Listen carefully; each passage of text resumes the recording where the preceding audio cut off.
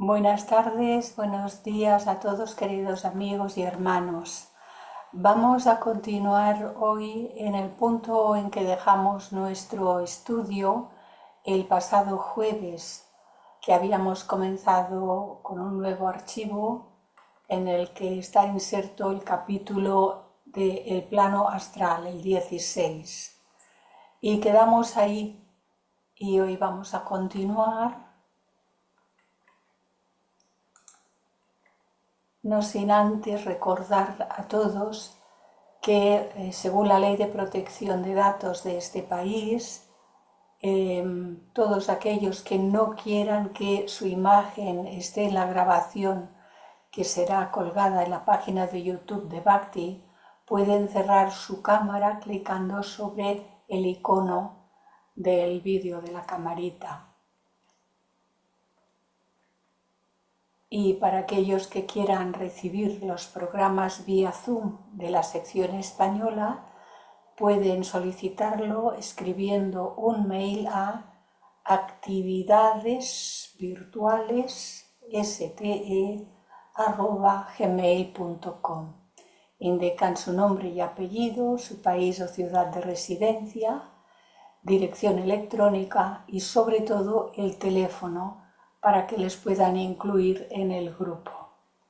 Si alguien necesita ponerse en contacto conmigo para cualquier cuestión, pueden escribirme a clarisaelo@gmail.com y los atenderé en todo cuanto sea posible.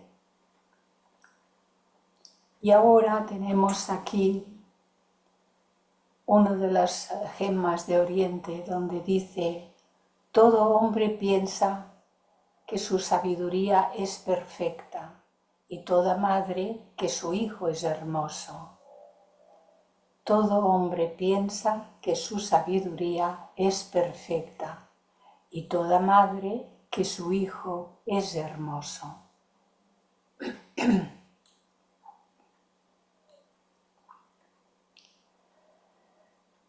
Y tenemos ahora aquí una imagen de nuestro planeta Tierra. Toda esta red no trata más que de representar una red real que se han descubierto que existe, que rodea todo el planeta.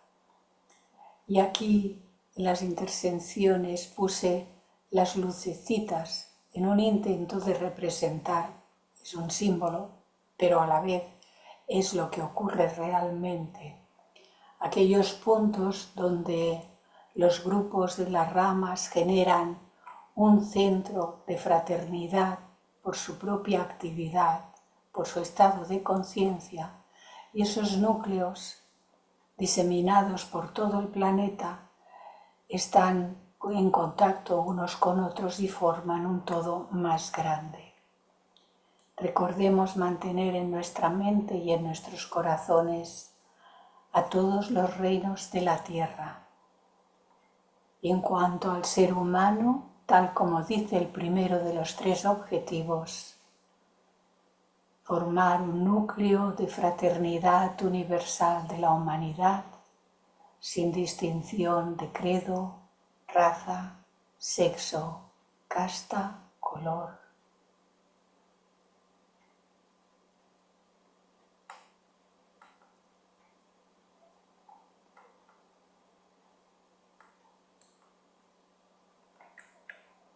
Seguimos en el punto que estábamos y nos dice Powell: en el plano astral hay muchas corrientes que arrastran a las personas faltas de voluntad y también a los que la tienen, pero que no saben cómo emplearla. No hay nada parecido al sueño en el plano astral.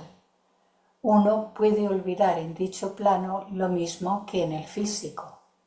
Quizás es aún más fácil olvidar allá que en este, por cuanto hay más actividad y está más poblado. Conocer a una persona en el plano astral no implica necesariamente haberla conocido en el mundo físico. Con frecuencia se llama al plano astral el reino de la ilusión. En sí mismo no es más ilusorio que el mundo físico, salvo por la poca fe que merecen las impresiones traídas por videntes poco expertos.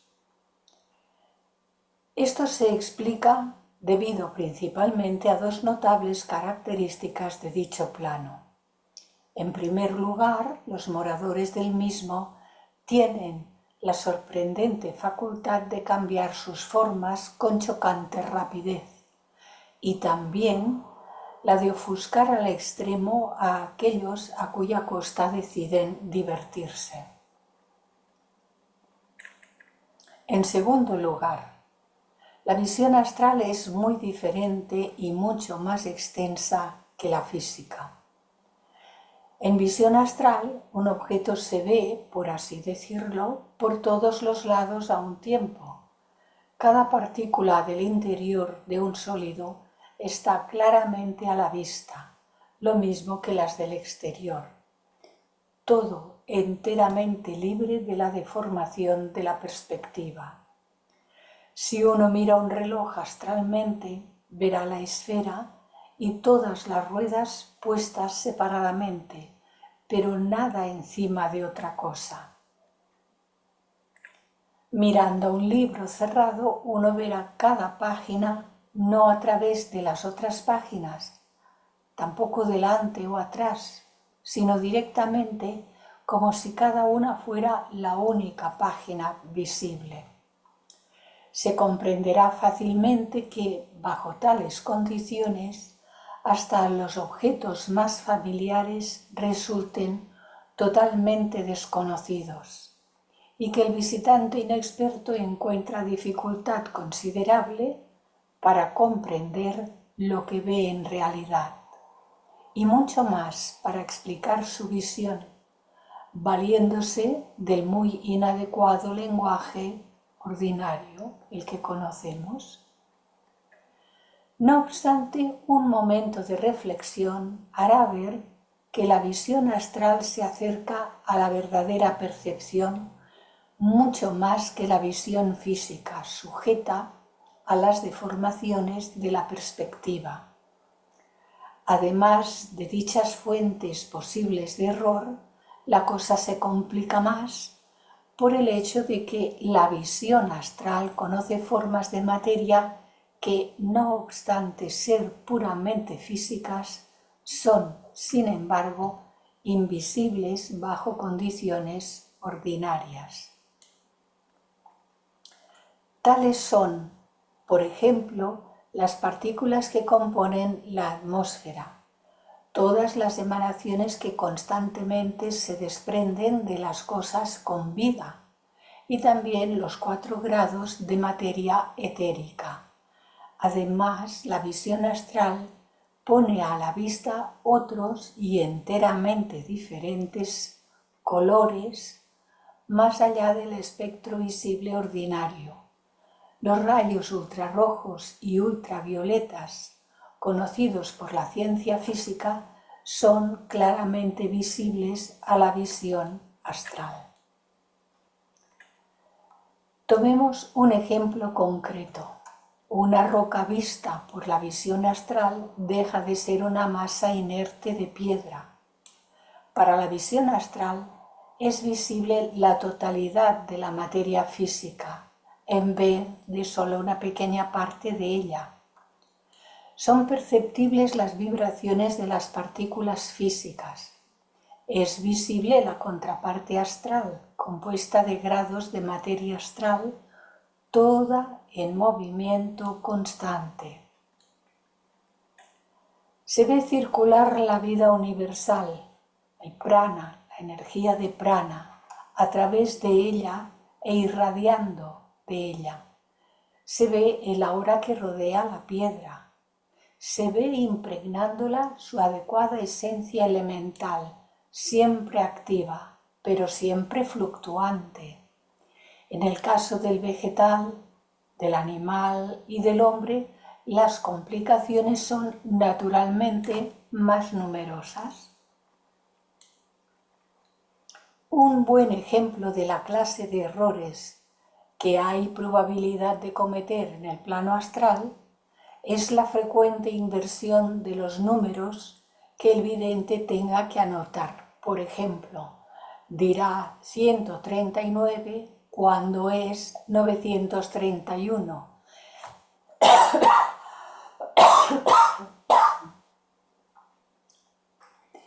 Y así por el estilo. En el caso de un estudiante de ocultismo preparado por un maestro capaz, tal error sería imposible, salvo por apresuramiento o falta de cuidado, por cuanto tal estudiante ha de someterse a un prolongado y variado curso de instrucción en este arte de ver correctamente. Un vidente experto adquiere con el tiempo certeza y confianza al tratar con fenómenos astrales que sobrepasan en mucho a los de la vida física. Es un error hablar con desprecio del plano astral y considerarlo indigno de atención. Sería, como es natural, realmente desastroso para cualquier estudiante descuidar su desenvolvimiento superior y quedar satisfecho con haber alcanzado la conciencia astral.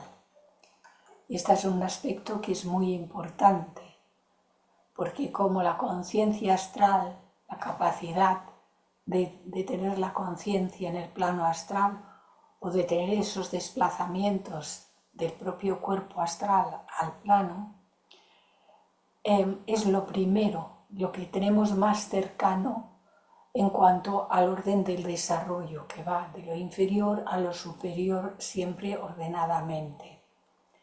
Y por eso advierte que sería realmente desastroso para cualquier estudiante descuidar su desenvolvimiento superior. Y por haber tenido contacto con el plano astral, con la conciencia astral, pensar que ya es espiritual y que ya lo ha alcanzado todo. Este error, aunque nos parezca extraño, lo cometen muchas personas. En algunos casos es ciertamente posible desarrollar las facultades mentales superiores primero, algo así como solapar por un tiempo el plano astral. Pero tal no es el método corrientemente adoptado por los maestros de la sabiduría con sus discípulos. Para la mayoría el progreso a saltos no es practicable. Es necesario, por tanto, avanzar paso a paso y en el orden debido, en el orden. En la voz del silencio se habla de 3 aulas. La primera, la de la ignorancia, es el plano físico. La segunda, la del aprendizaje, es el plano astral. Se llama así porque la apertura de los chakras astrales revela mucho más de lo visible en el plano físico y uno se siente más cerca de la realidad de las cosas. Sin embargo, no es más que el lugar de aprendizaje para el discípulo en probación. Conocimiento real y preciso se adquiere en la tercera, que es el aula de la sabiduría y que es el plano mental. Una parte importante del escenario del plano astral consiste de lo que con frecuencia, aunque erróneamente, se llaman los registros de la luz astral. Esos registros, que en verdad son una especie de materialización de la memoria divina, algo así como la representación fotográfica viviente de todo cuanto ha ocurrido, esos registros están real y permanentemente impresos en un nivel mucho más elevado y solo se reflejan de manera más o menos espasmódica en el plano astral. Y los reflejos suelen quedar distorsionados cuando descienden, porque es algo semejante a aquello de la sala de los espejos, cuando hemos ido a una feria donde hay diferentes aparatos y hay una sala que es llamada de los espejos. Y uno es curvado, el otro es cóncavo, el otro tiene ciertas ondulaciones que van de arriba abajo, y cuando nos ponemos frente al uno, por la posición de los espejos pasa nuestra imagen del primero al siguiente, del siguiente a otro. Total que vemos nuestra imagen completamente distorsionada. Algo semejante ocurre cuando los reflejos que proceden de un plano superior vienen a reflejarse en uno más inferior y de este en el siguiente, con lo cual lo que uno puede percibir en el plano más bajo como el astral estará muy distorsionado. Esto por la propia naturaleza del plano astral y además muy posiblemente distorsionado porque uno entonces ve a través de lo que contiene su propia aura astral, con lo cual los errores son muchos, muy frecuentes y a veces incluso graves. De manera que uno cuyo poder de visión no se eleve sobre este plano astral es probable que obtenga nada más que cuadros ocasionales y desconectados del pasado, en vez de un relato coherente. Sin embargo, estos cuadros reflejados de toda clase de ocurrencias, de sucesos pasados, se producen constantemente en el plano astral y forman una parte importante del medio ambiente en el que se encuentra el investigador que trata de aprender y se ha orientado a que siempre ha de ser de la mano de un verdadero maestro y no ir por cuenta propia por los peligros que ello encierra. Pero un investigador serio pues tendrá que tener todas estas cuestiones en cuenta. La comunicación en el plano astral está limitada por el conocimiento de la entidad, lo mismo que en el mundo físico. Uno, capaz de utilizar su cuerpo mental, puede comunicar sus ideas a las entidades humanas y lo hace allí más fácil y rápidamente que en la Tierra, por medio de impresiones mentales. Pero los moradores ordinarios del plano astral no son, por lo común, capaces de ejercitar este poder mental. Parecen estar restringidos por limitaciones similares a las que prevalecen en la Tierra, aunque quizás menos rígidas. En consecuencia, como se dijo antes, se asocian allí como aquí en grupos atraídos por simpatías, creencias y lenguajes comunes. Y se asocian allí como aquí porque aquí también nos reunimos por afinidades. Nos lleva ahora al próximo capítulo que nos habla de diversos fenómenos astrales.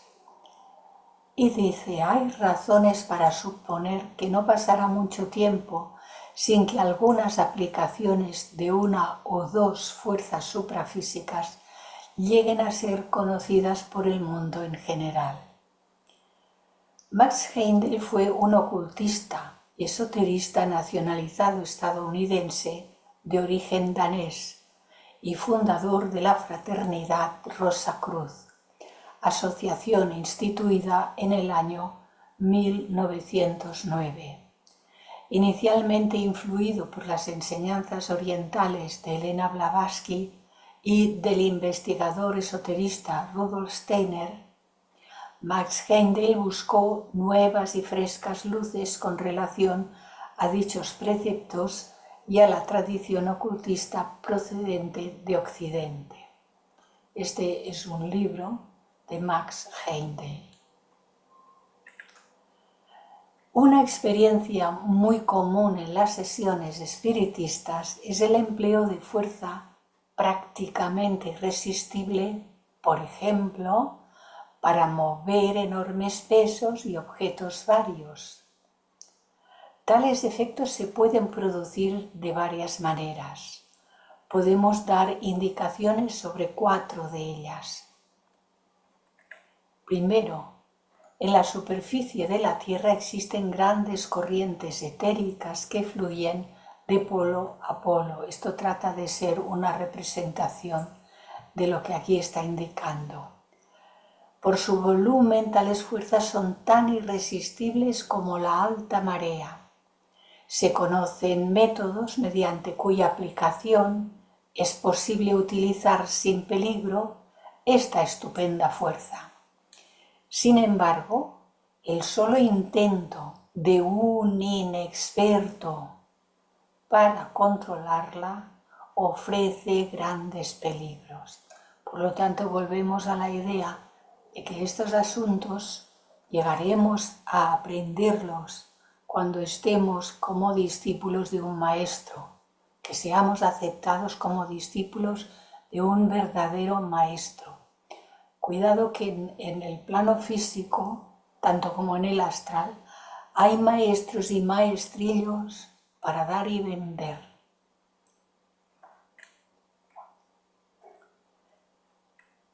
Que por supuesto no son maestros de la gran fraternidad, pero a muchos agrada de llamarse a sí mismos.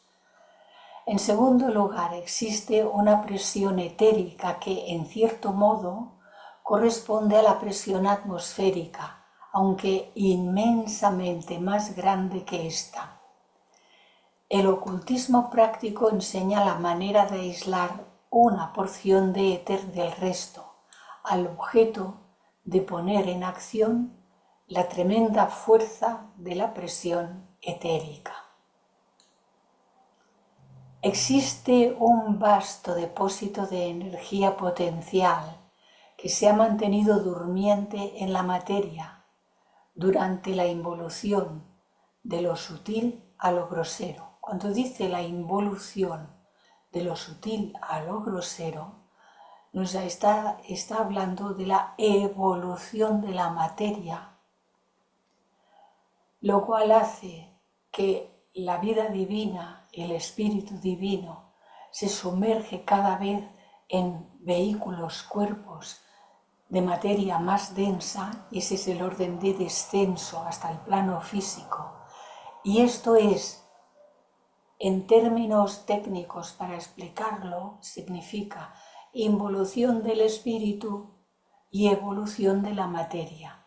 El proceso de reascensión que nosotros ya hemos comenzado, el reino humano ya comenzó este proceso de reascensión, en términos técnicos se diría a la inversa, es involución de la materia y evolución del espíritu, porque conforme este proceso se desarrolla, los trajes de materia se sutilizan, vibran más elevadamente cada vez, se sutilizan y por lo tanto el espíritu se puede manifestar cada vez más ampliamente a través de estos cuerpos o vehículos. Y continúa diciendo al respecto, cambiando la condición de la materia, se puede libertar y utilizar parte de tal energía, algo así como la energía latente en forma de calor se puede liberar cambiando la condición de la materia visible.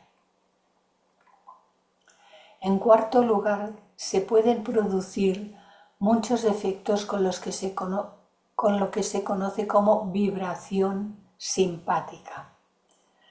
haciendo resonar la nota clave de la clase de materia a la que se desea afectar, se pueden producir un número inmenso de vibraciones simpáticas. Cuando se hace esto en el plano físico, como por ejemplo al dar una nota en un arpa e induciendo el sonido en otras arpas afinadas al unísono, no se desarrolla energía adicional. Todas están igual, al mismo grado de vibración. Tenemos un cuadro de Rembrandt van Rijn, es la alegoría musical. Pero sigue diciéndonos, en el plano astral la materia es mucho menos inerte, de manera que cuando se la pone en acción por vibraciones simpáticas, agrega su propia fuerza viviente al impulso original. Así se puede intensificar las vibraciones a un grado cuyo resultado está fuera de proporción con la causa. Parece no haber límite a lo que se puede realizar con esta fuerza en manos de un gran adepto que conozca plenamente las posibilidades que ella ofrece. Por lo tanto, cuando habla de un gran adepto, habla de los maestros de la fraternidad universal, entre los que se encuentran los maestros que dieron origen a la sociedad teosófica en su momento y que siguen siendo los patrocinadores, son los que están siempre a la cabeza. La construcción del universo mismo fue el resultado de vibraciones establecidas por la palabra hablada, aquí con mayúscula, el sonido, el verbo, no es palabra en el sentido en que nosotros usamos el lenguaje aquí abajo. Esta palabra es el sonido, el verbo. Cuando dice el verbo se hizo carne, está hablando de la construcción del universo como resultado de que el verbo, estando vibrando, dio origen a la formación del universo. La eficacia de los mantras o encantamientos, cuyo objeto no sea dominar a algún elemental, sino meramente la repetición de ciertos sonidos, depende de la acción de las vibraciones simpáticas.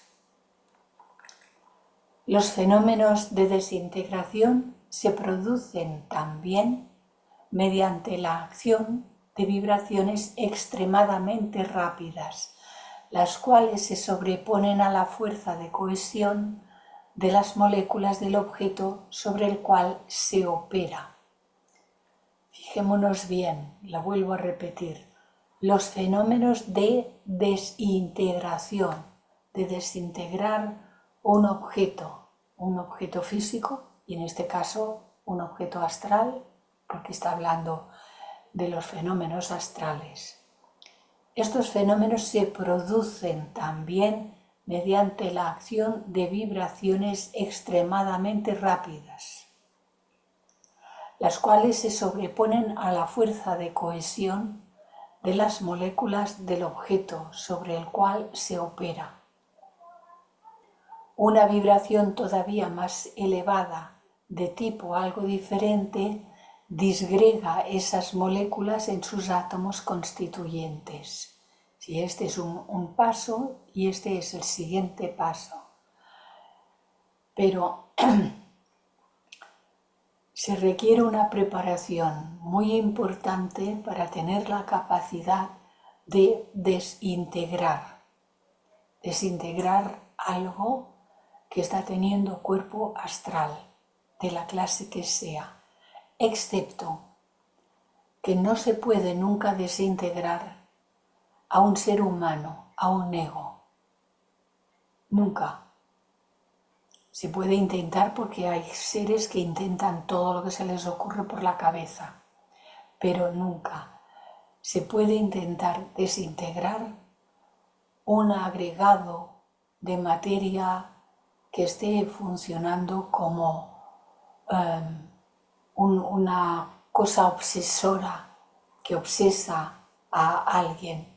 Estos egregores que se han formado por medio de una fuerza muy fuerte de repetición en una dirección determinada. Los de tipo elevado son por medio de las oraciones, los cantos elevados, los mantras de tipo elevado, y por las capacidades de los seres humanos que se reúnen para hacer una labor de clase elevada como es la labor teosófica.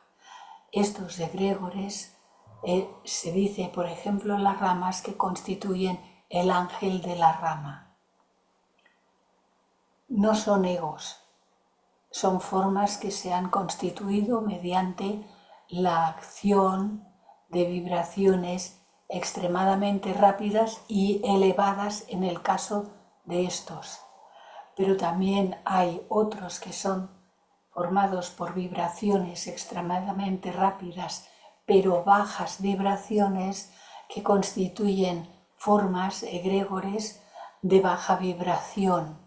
Y estos pueden ser desintegrados, pero se requiere una vibración todavía mucho más elevada para poder desintegrarlos. Y hay que estar muy preparados para poderse meter a tales cuestiones, a tales tareas. Hay seres más adelantados que nosotros en el terreno de la evolución que pueden estar como discípulos de los maestros y que están preparándose y aprendiendo cómo hacer este tipo de labores, porque no deja de ser limpieza, como cuando en casa añadimos algún tipo de detergente, de disolvente de grasas o de suciedades y nosotros limpiamos nuestro hogar ayudándonos de estas sustancias. En la persona que puede desintegrar este tipo de formas indeseables, está haciendo limpieza, no usa nada externo, ajeno a sí mismo, sino que usa la potencia que está inherente, potencialmente está en nosotros, pero que ya la está desarrollando y que por lo tanto se está haciendo capaz de poder hacer esta importantísima labor de limpieza. Y esto es ayuda y esto es servicio también, pero no deberíamos de ninguna manera intentar nada hasta que estemos nosotros admitidos a las escuelas superiores y seamos enseñados por verdaderos maestros. Sigue diciéndonos, un cuerpo reducido así a su condición etérica se puede trasladar de un lugar a otro con gran rapidez. En el momento en que la fuerza aplicada se retire, si no ha sido totalmente desintegrado, entonces el objeto volverá a su condición original, gracias a la presión etérica. Pero esto es talmente así cuando se trata de la parte etérica de un objeto que está físico, porque vuelve otra vez a ocupar el espacio que ocupaba esta materia etérica en el objeto. Pongamos una mesa o cualquier otro objeto. Es necesario explicar cómo conserva la forma un objeto al desintegrarlo y volverlo a materializar. Si, por ejemplo, se aplica calor a una llave de metal hasta la condición de vapor, al retirar el calor, el metal se solidifica. Pero en vez de una llave será un pedazo de metal.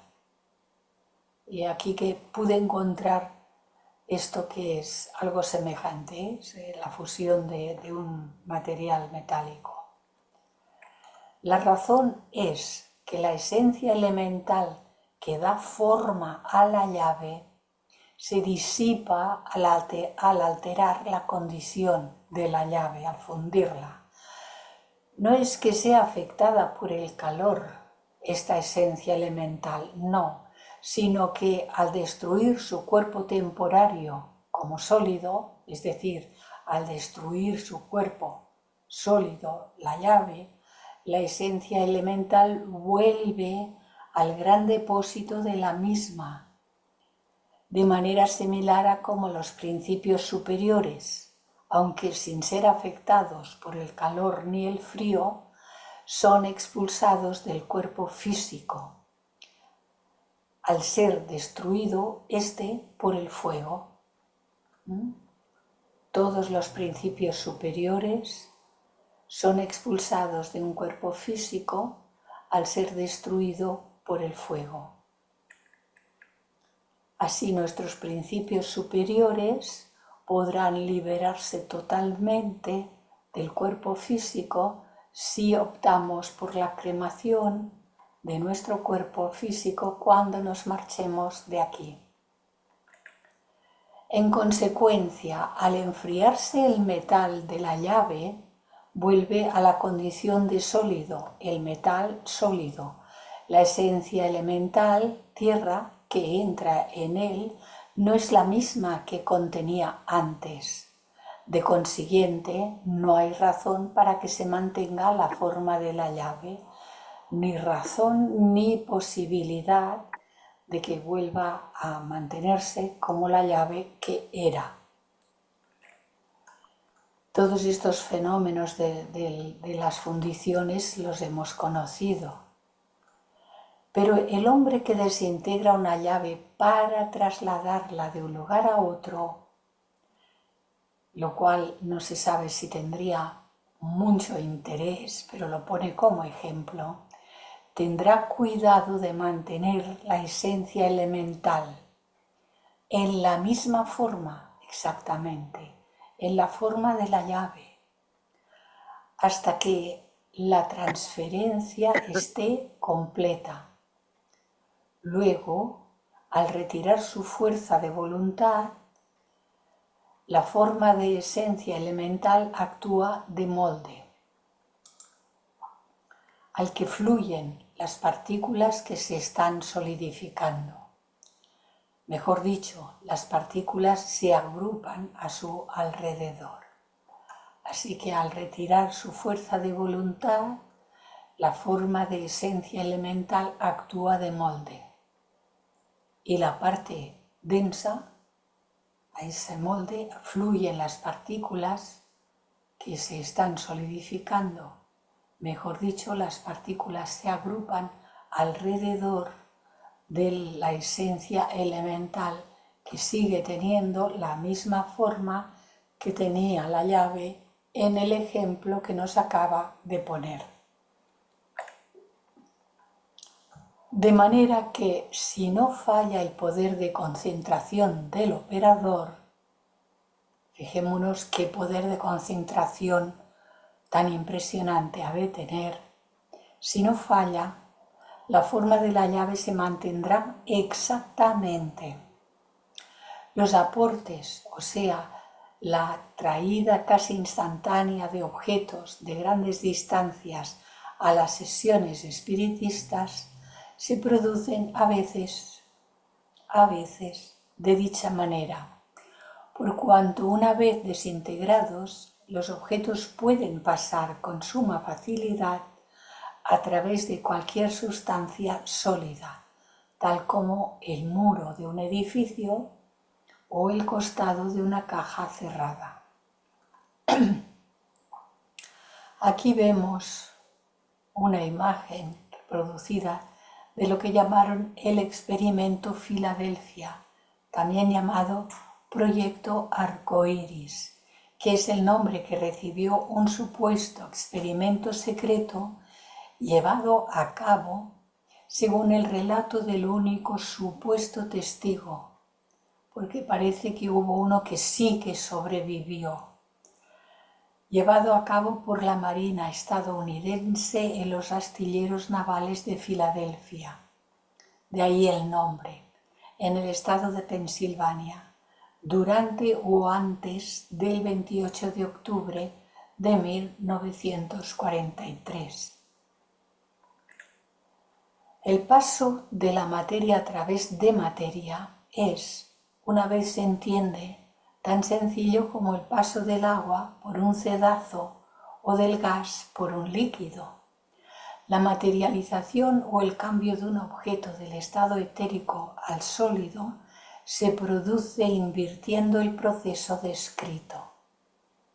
En este caso, es también necesario un constante esfuerzo de voluntad para evitar que la materia condensada vuelva a la condición etérica.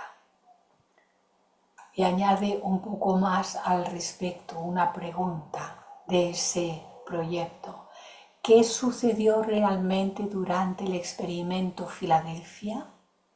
El barco desapareció por completo y reapareció en la base de Norfolk, en Virginia, a 600 kilómetros de distancia, y también apareció 15 minutos en el pasado. Había una diferencia de 15 minutos.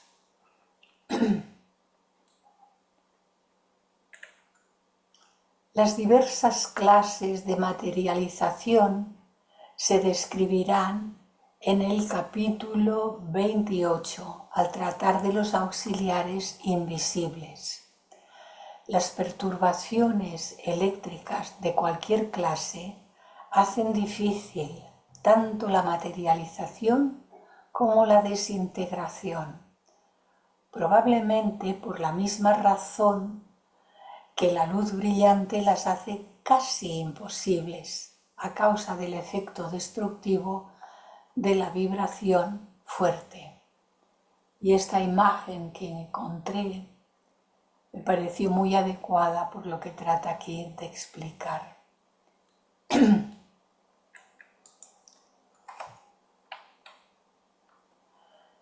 La reduplicación se produce, me parece que es sí.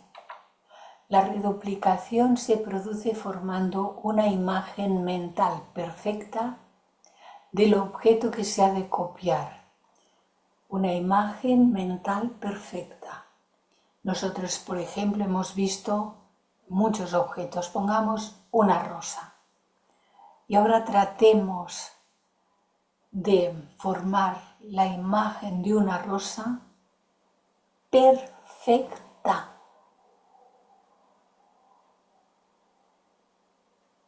¿Seremos capaces de formar en nuestra mente una imagen perfecta de una rosa o de cualquier otro objeto? Así que dice que se ha de formar una imagen mental perfecta del objeto que se ha de copiar. Luego se reúne alrededor del molde, así formado, la materia astral y la física necesaria. Pero aquí es la materia astral y la materia etérica y física densa necesaria. El fenómeno requiere un poder considerable de concentración, por cuanto se ha de mantener la visión con toda exactitud y simultáneamente de cada partícula, tanto interior como exterior, del objeto que se ha de duplicar. Un operador que no pueda extraer la materia requerida directamente del éter del ambiente puede tomarla del material del artículo original, cuyo peso, el del artículo original, se reducirá en proporción. La precipitación de letras, etcétera, se produce de varias maneras. Un adepto pondrá una hoja de papel ante sí. Formará una imagen mental de la escritura que desea que aparezca en ella y extraerá del éter la materia con la cual objetivará la imagen, la escritura, la letra.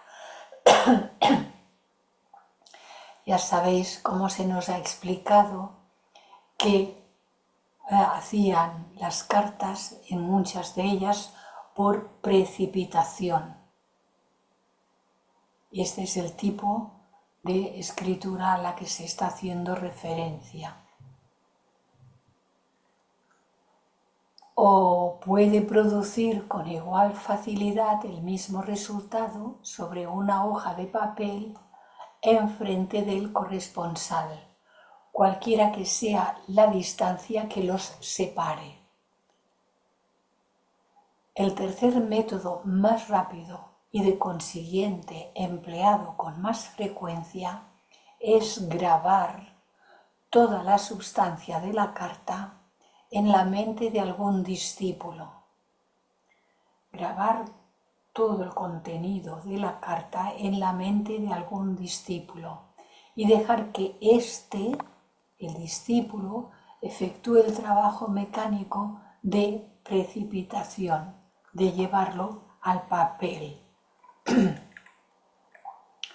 Para este caso, no recuerdo lo que dice a continuación, pero para este caso no solamente tiene que ser el que envía la carta mentalmente muy preparado para hacerlo, muy desarrollado para hacerlo, y el discípulo que la recoja tiene que estar lo suficientemente desarrollado para poderla recibir y plasmar en un papel sin distorsionarla, sin cometer errores.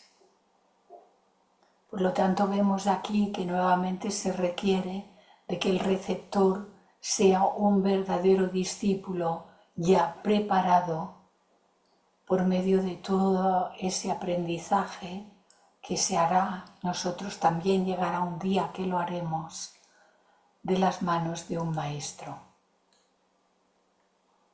El discípulo imagina entonces que ha visto la carta escrita sobre el papel por la mano del maestro y objetiva el escrito tal como se ha descrito. Si tiene dificultad para atraer el material del éter y precipitar el escrito en el papel simultáneamente, tendrá tinta o polvo de color, el cual puede utilizar más fácilmente. Es igualmente fácil imitar la escritura de una persona como la de otra, de manera que sería imposible descubrir por los medios ordinarios la falsificación hecha de esta manera. El discípulo de un maestro tiene un medio infalible para descubrirla, porque está preparado. Otros solo pueden probar el origen del escrito por el contenido de la carta y por el espíritu que aliente en ella, por cuanto el manuscrito, por muy bien imitado que esté, no tiene valor como prueba. Y esto me lleva a recordar que en alguna ocasión alguna persona me ha preguntado, bueno, ¿y esto cómo sabemos? Si esto fulano de tal lo recibió de los maestros o no lo recibió de los maestros, estas cosas que escribió porque dicen que esto es falso, que tal y que cual. Yo solamente puedo dar la indicación, como así lo he hecho en más de 4 ocasiones. Fijémonos en el contenido. En el contenido de los libros de Leadbeater, de los libros de Besant, de los libros de General Hadassah, de todos los libros de la segunda generación de teósofos. Fijémonos en el contenido. Las partes cuyo contenido sean unitivas y nos estén dando herramientas que nos sirvan para conocernos a nosotros mismos más y mejor, sobre todo unitivas, que no haya en ellos ningún elemento de separatividad, de menosprecio, de etcétera, etcétera, sino siempre unitivas, porque eso es lo que vale del libro, lo que nosotros apreciemos, que tiene ese valor porque nos ayuda a conocernos mejor, a conocer mejor el universo, a comprender mejor la relación entre lo superior y lo personal y ese largo etcétera. Y el resto, si hay cosas que nos parece que quizás eso no sé, algo le pasa, nos chirria, como digo a veces yo. Aquí hay algo que me chirria y dejémoslo.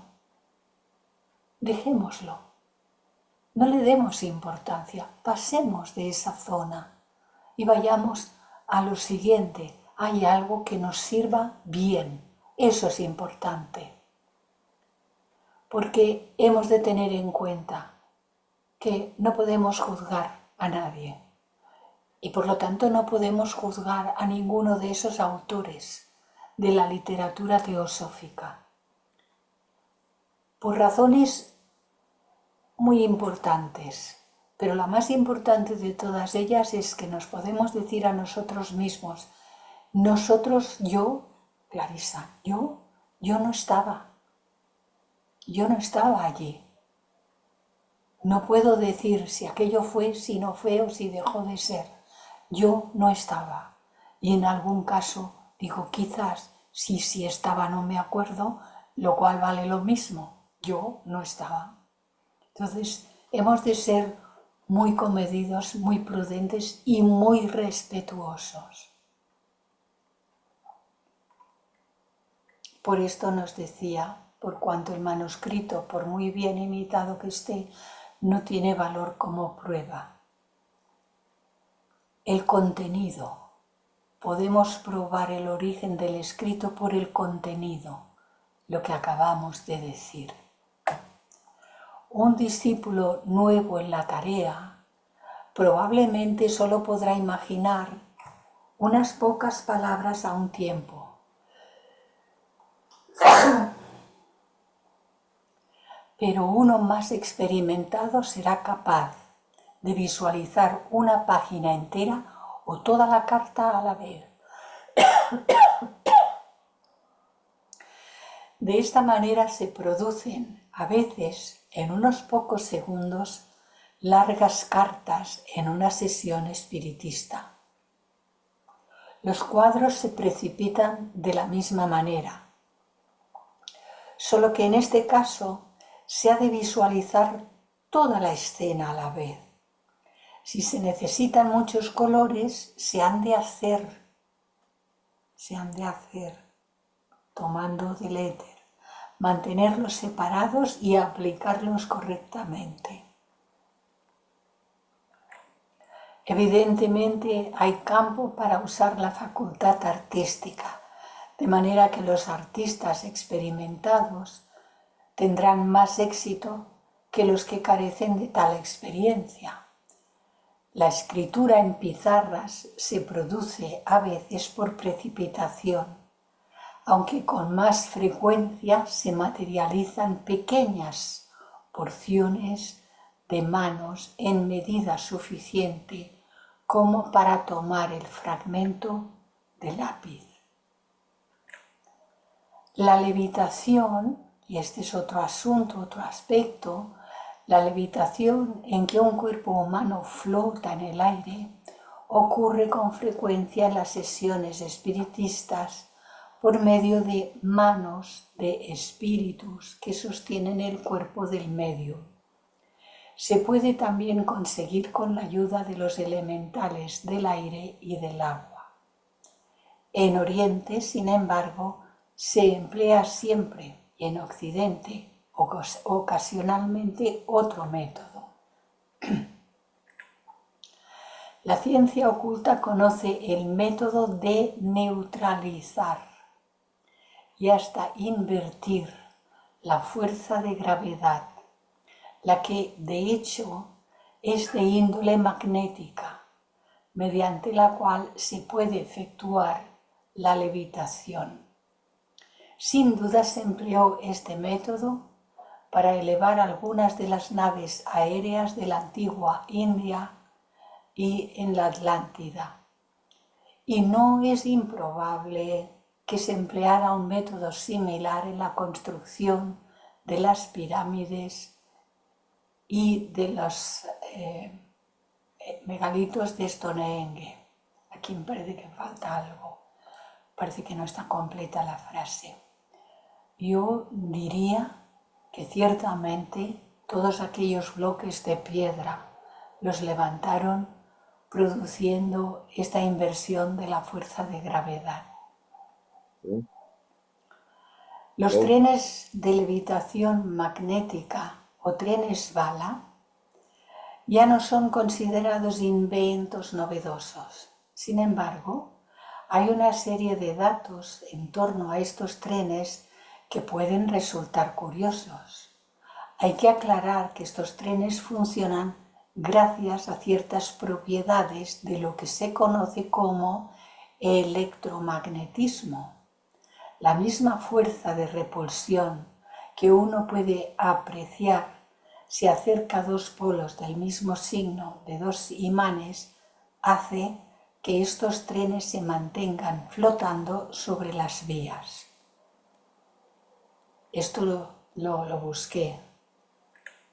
La levitación les ocurre también a ciertos ascetas en la India.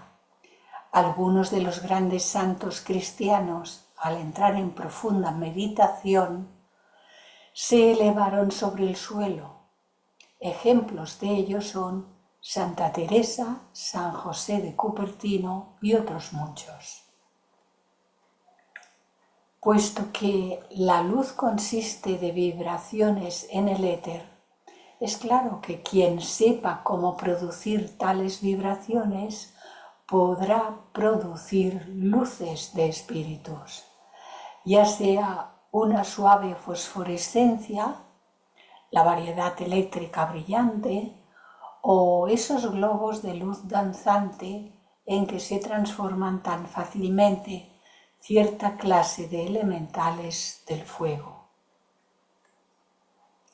y que a veces aparecen en fotografías que se hacen con los aparatos de fotografiar modernos. Tenemos la manipulación del fuego sin quemarse y se hace cubriendo la mano con una muy delgada capa de sustancia etérica, manipulada de manera que no deje pasar el calor. Hay además otras maneras de hacerlo. La producción del fuego está también dentro de los recursos del plano astral, lo mismo que la manera de contrarrestar el efecto del mismo. Parece haber al menos 3 maneras de producirlo. 1. Establecer y mantener el grado requerido de vibración cuando se haya de producir la combustión. 2. Introducir cuadridimensionalmente un diminuto fragmento de materia resplandeciente y luego soplar sobre ella hasta que se convierta en llama. 3. Introducir elementos químicos que produzcan combustión.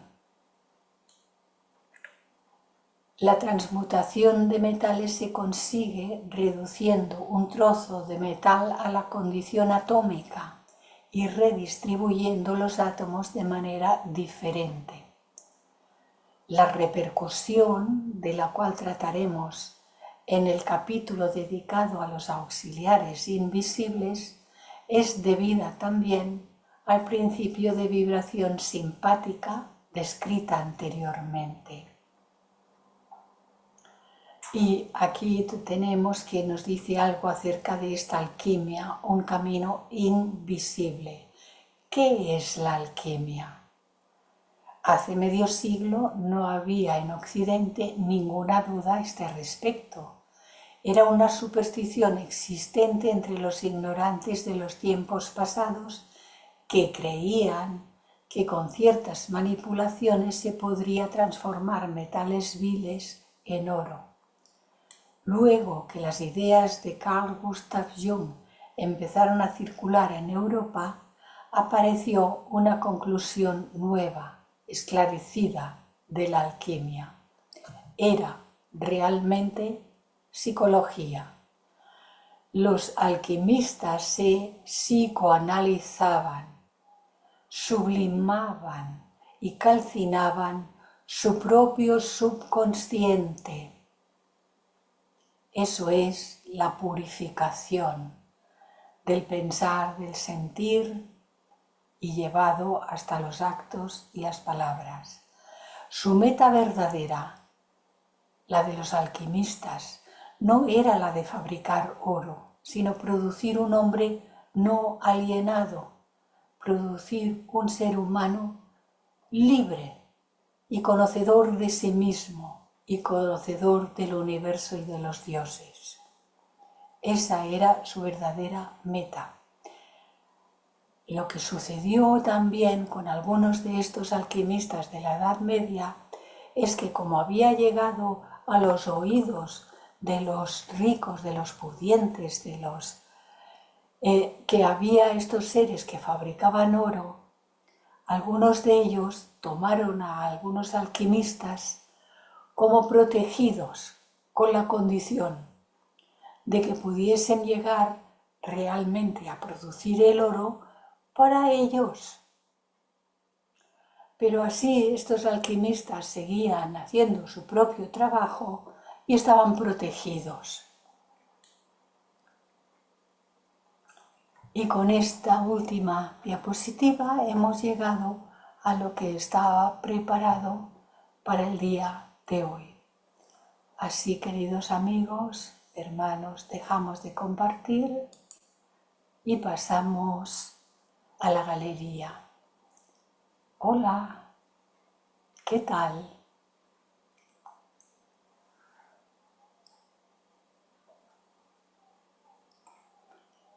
Si alguien quiere hacer algún comentario,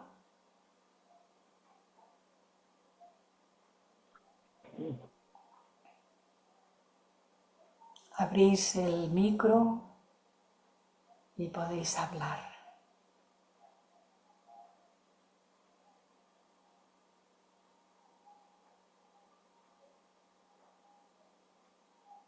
Este es un tema muy complicado, Sí, ¿verdad?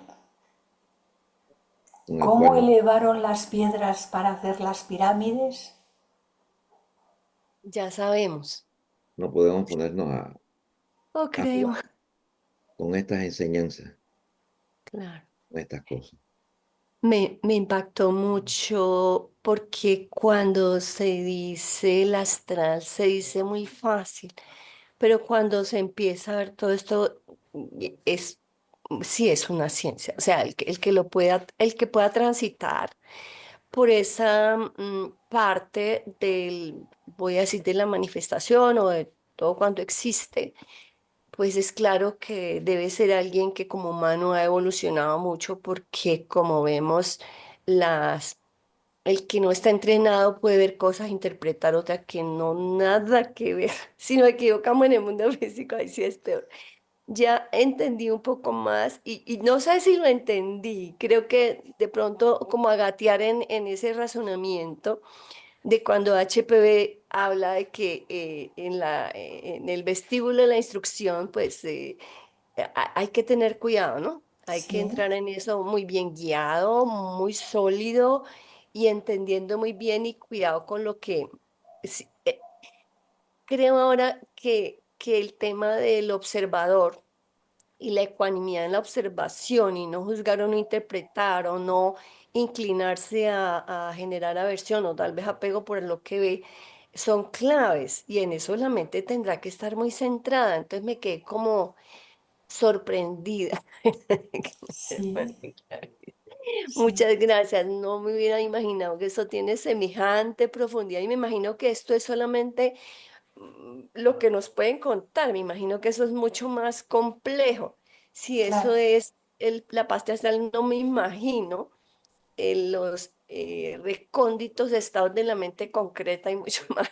Bueno, claro. pero poco a poco, cada paso. Son cuatro pinceladas del gran cuadro cósmico. Claro, y entender lo que son los registros, bueno, entender no, vislumbrar lo que son los registros akáshicos, que a veces la gente habla muy fácil de eso y resulta que eso, No, no están aquí mismo, no. Están, claro, claro. están muy arriba. Sí, Y no, aquello de eso es los reflejos, ¿verdad? El reflejo para del humanos muy reflejo. desarrollados, Claro, claro, claro. Entonces, Clarisa, muchísimas gracias. Me quedé realmente deslumbrada con todo esto. Qué interesante todo esto, qué profundo. Muchísimas gracias. Un abrazote grandotote. gracias a ti, Luz, por compartir. ¿Alguien más quiere hacer comentario? Juan, abre el micro. Sí, ahí está. Les voy a contar una historia real de una persona que se nos apareció en la Sociedad Teosófica. Esto fue por ahí por el 2003. Solía ir una niña cuya, cuyo papá fue presidente de la Sociedad Teosófica. Ella tenía una enfermedad, creo que también tenía esquizofrenia, ¿ya? El papá la llevaba, pero ella no entraba. Y la acompañaba su papá, era el presidente, ¿ya? Entonces, cuando yo entré a la sociedad en ese entonces, esta niña solía ir. Yo le pregunté quién es, no me dijeron el papá ya no está, pero como ella siempre venía, iba a la Sociedad Teosófica. Ya, estaba todo bien, tomaba once con nosotros y le iban a dejar. Hubo una Navidad, habíamos 30, 40, más de 30 personas, y esta niña apareció, ¿ya? Yo la saludé, por eso digo, o sea, doy fe que la saludé. Hola, hola, ya, ¿cómo estás? Nos saludaba a todos, tomamos once después de la actividad y la fueron a dejar a su casa. Pero extraño, no se fue a donde estaba estaba en un hogar, sino ella pidió ir a dejarla a su casa antigua, donde estaba su papá.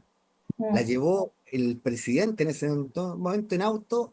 Dice que cuando se bajó del auto, miró por el espejo a ver si la veía y se le perdió. Después, mm, reconstruyendo la escena, en un momento ella iba a subir y había alguien, hay una escalera que cruje mucho. Y alguien preguntó, ¿han visto a la Blanquita? No. Dijo, él no ha subido porque no escuchaba la escalera, pero estaba arriba.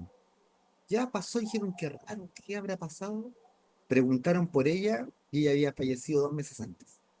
mhm.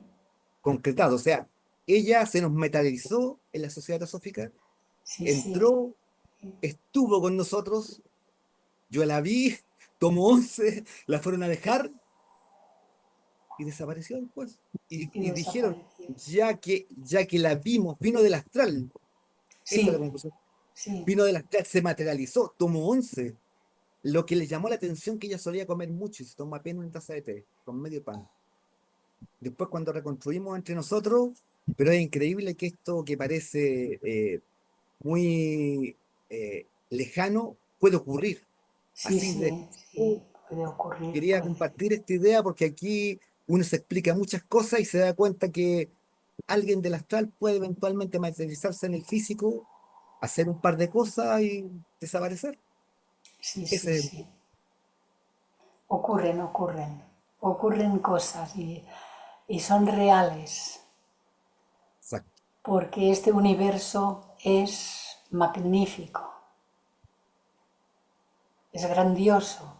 Y no solo grandioso por el tamaño, sino grandioso por lo que significa grandeza. Impresionante. Hola Luis. ¿Cómo estás, Larisa? Impresionante todo lo que dices.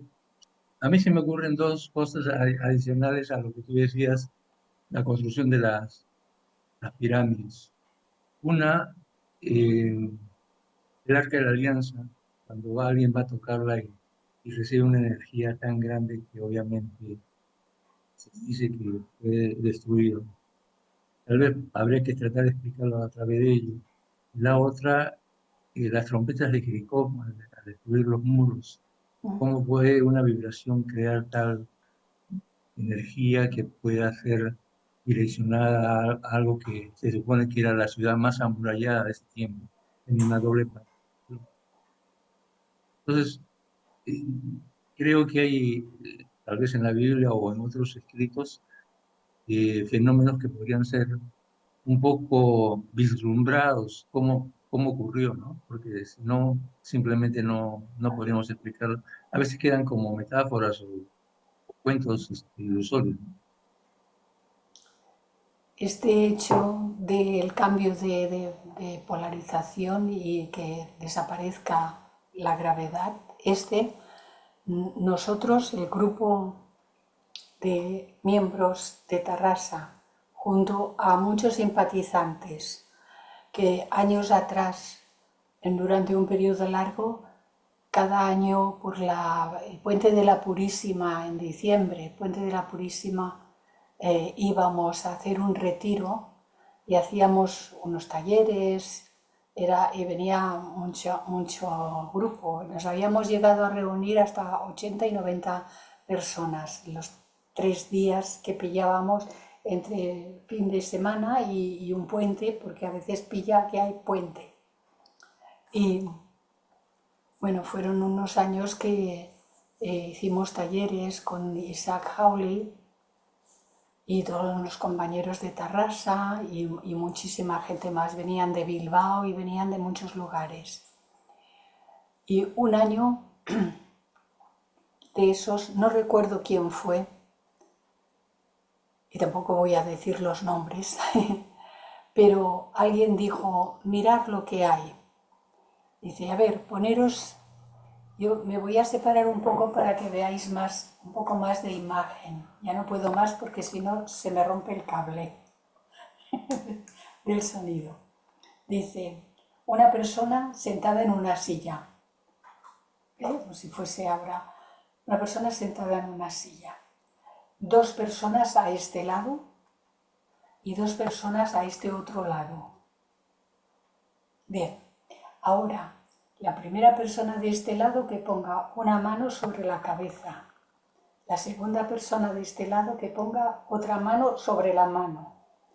La primera persona de este lado que ponga una mano sobre las 2 que hay. La cuarta persona entonces pone otra mano. Y a continuación, la primera que ha puesto la mano pone la siguiente de las 2 manos, ¿no? Ya tiene una puesta, pone la otra mano. La segunda persona, la otra mano. La tercera persona, la otra mano. La cuarta persona, la otra mano. Por lo tanto, hay 8 manos sobrepuestas y se tienen así unos instantes. Y ahora, los que estáis a este lado, uno con estos 2 dedos, así, sobre la corva por debajo de la rodilla. Y de este lado, con los 2 dedos así, solamente así, por debajo de la corva de la otra pierna, de la rodilla, por debajo de la rodilla. Y la persona que está más cerca de la cabeza, por los sobacos. Así, por aquí. Así, por aquí. Dice, y ahora levantadlo. Levantamos a una persona que pesaba más de 100 kilos.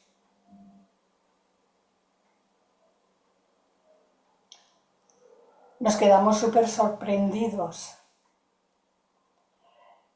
Cuando ya nos apartamos y tal, dice, ahora probad de levantarlo también, la persona que estaba en la silla sin moverse, ahora probad de levantarlo. Imposible, se nos hubieran partido los dedos y no lo habríamos levantado. Pero como que ya sabéis que yo soy de carácter en parte devocional, en parte mística, en parte científica, porque a mí me gusta saber si las cosas son o no son. Y había una mesa en la sala aquella que nos reuníamos y estas reuniones que hacíamos ya después de la cena, que estábamos, esto se hacía no durante el taller, sino porque luego estábamos todos y hablábamos y conversábamos. Y había una mesa de madera maciza, me faltan las manos, no os lo puedo enseñar, pero era como esta mesa de despacho que tengo yo aquí, pero era de madera maciza. Dije, vamos a probar, porque si es ciencia tiene que funcionar. Intentemos levantar la mesa así. Vamos a mover la mesa, vamos a hacerla mover, vamos. Imposible. Aquella mesa no la podíamos mover. Pues lo de las manos lo hicimos sobre el centro de la mesa, 4 personas. Lo mismo que habíamos hecho con la persona lo hicimos en el centro de la mesa. Y luego 2 en un lado de la mesa y 2 personas en el otro lado de la mesa. Hicimos así y levantamos la mesa.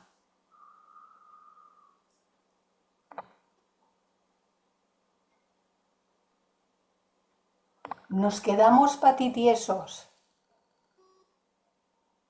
pero que estas cosas hasta que no se comprueban, uno dice, ¿qué te están contando ahora? ¿No? Puede uno pensar que es un engaño, que es una mentira, que es una milonga, lo que sea. No, esto yo lo vi, lo viví y lo hice. A mí también me levantaron luego, ¿eh?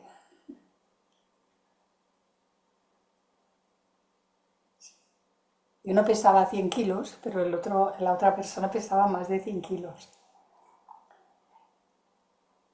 Eso es ciencia. Lo que pasa es que desconocemos tantas cosas y cuando no conocemos decimos que eso es extraño, que eso es raro y que eso, vaya usted a saber. E incluso hay mucha tendencia a coger miedo. Este miedo nos preserva de hacer cosas que no han de hacerse.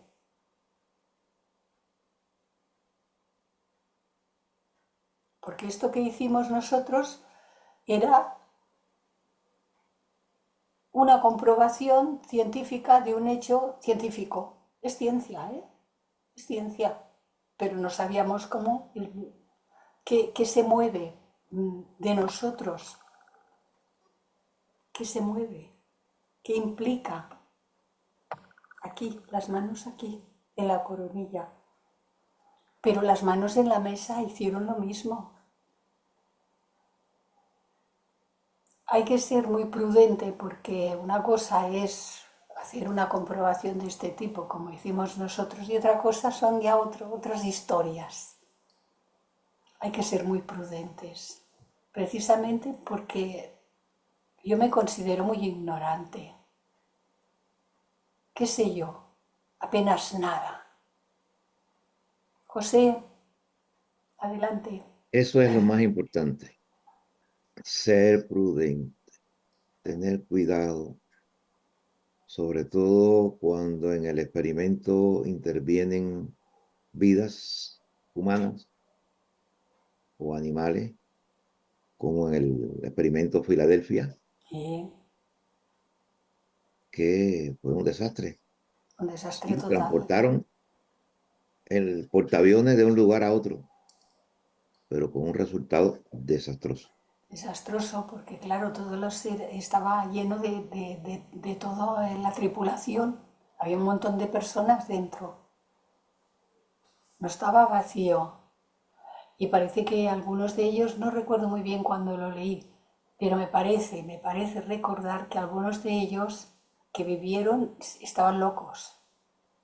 Pero que uno de ellos sí explicó el qué. Se volvieron locos. Me parece recordar, pero de esto no lo tengo tan claro. Las moléculas de los cuerpos de algunos de los marineros se mezclaron con el metal del barco. Se fundieron. Sí, esto lo representaron, ahora me viene otro recuerdo. Esto lo representaron en una película. Sí, Que Sí, la hay un hice- video. Hay un sí, video del experimento Filadelfia. sí, Que lograron la transportación del portaaviones. sí, Pero sí. esa transportación de un lugar a otro, Y los se marineros mezclaron estaban fusionados, la medio estructura fusionados. con la estructura de los Madre marineros. mía, terrible.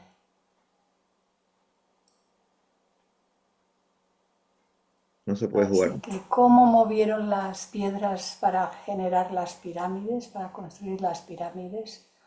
Porque tenían los conocimientos, nada de todo lo que han tratado de elaborar y han elaborado teorías múltiples para tratar, intentar explicar cómo habían subido las piedras. Sí, cuando se cambia eso, haces así y mueves la piedra, la llevas donde quieres. ¿Eh?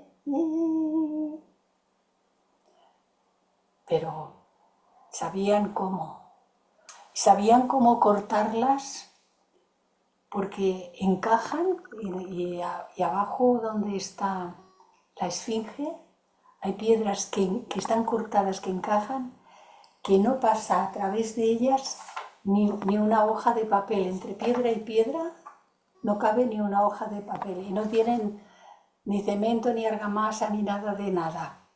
Encajan perfectamente. ¿Con qué las cortaban? Hay un lado Con un láser. de la pirámide donde hay como si fuera una zanja.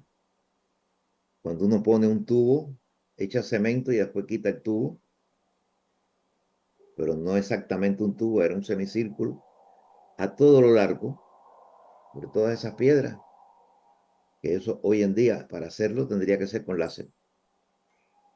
Con láser. Bien, no estábamos, yo como no estaba no lo sé, pero esto lo puedo suponer, solo suponer. Afirmar, pues bueno, ya hemos visto, ¿verdad?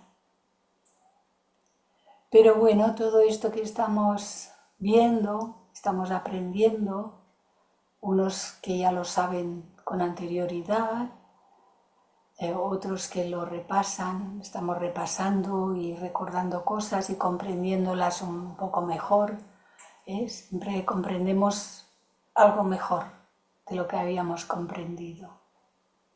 Y esto pues nos ayuda también porque cuando nos relacionamos con la familia, amigos y tal, a veces pasan cosas y uno si no tiene una explicación racional, porque no deja de ser que una explicación teosófica, científica, es absolutamente racional, pero de la razón pura, de la razón elevada, y que entonces hay sentido, pasan cosas en las familias, y cuando las familias, las personas no saben, no comprenden, y se lo pasan angustiosamente, y tienen miedo, y entonces quizás tengamos la oportunidad, como a veces ha ocurrido, de poder ser un apoyo.